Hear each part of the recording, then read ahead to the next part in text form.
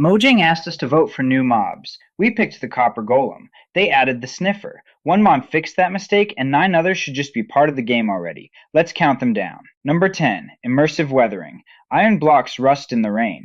Icicles grow on the edge of your roof in winter. Leaves pile up on the forest floor in autumn. Moss spreads over stone. This is exactly the kind of subtle environmental detail Mojang keeps teasing and never actually ships. It makes the world feel alive without adding a single new biome, and every effect is toggleable, repairable, and stops on blocks you built yourself, so it never eats your base. Number 9, Towns and Towers. Vanilla villages are 5 houses around a well. This mod turns them into actual towns, Mediterranean coastal villages, Badlands settlements carved into the mesa, pillager galleons that sail across the ocean looking for a fight, full villager fleets traveling between ports.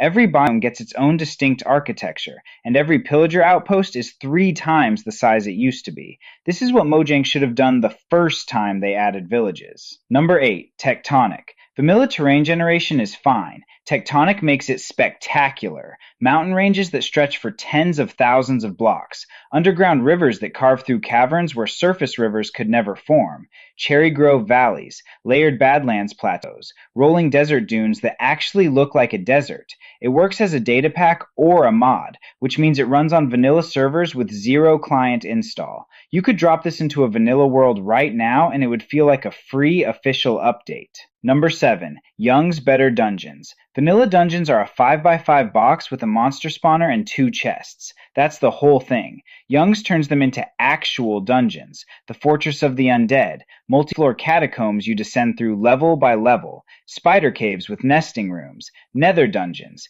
Even the original 5x5 vanilla rooms get rebuilt with better loot and better atmosphere. This is the mod that makes you actually excited to find a dungeon again, which is exactly what Mojang should be doing themselves. If you've already added one of these to your load order, you get it. Hit subscribe. We drop new mod breakdowns every single week. Number 6, Friends and Foes. You remember the mob votes. You remember picking the Copper Golem and the Glare and the Moo Bloom, and Mojang picked the other one every single time. This mod adds the losers, all of them. The Copper Golem that presses buttons, the Isolager that casts frost spells from a tower, the Tough Golem, the Glare that lights up dark caves, the Moo Bloom, the Crab, the Rascal. This is literally the mod that fixes every mob vote Mojang got wrong.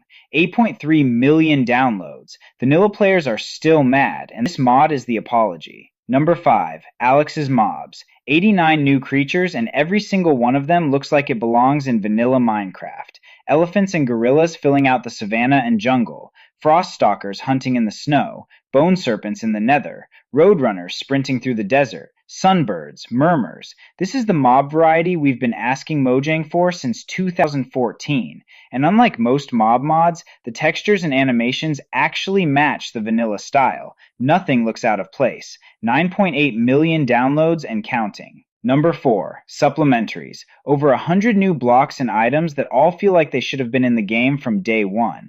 Jars you can fill with anything and display on shelves. Signposts that point to crossroads. Planters full of flowers. Globes, pancakes, slingshots that actually shoot. 16 million downloads on Modrinth.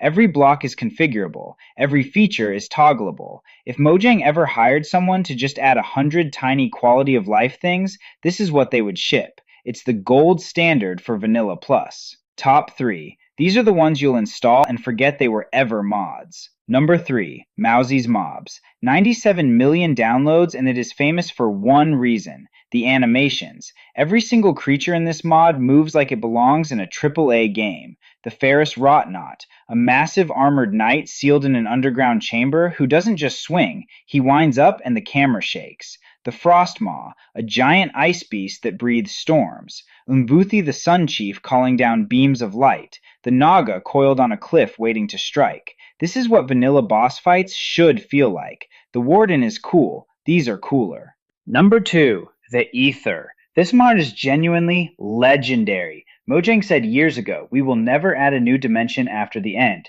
Then the Aether came out and did it anyway.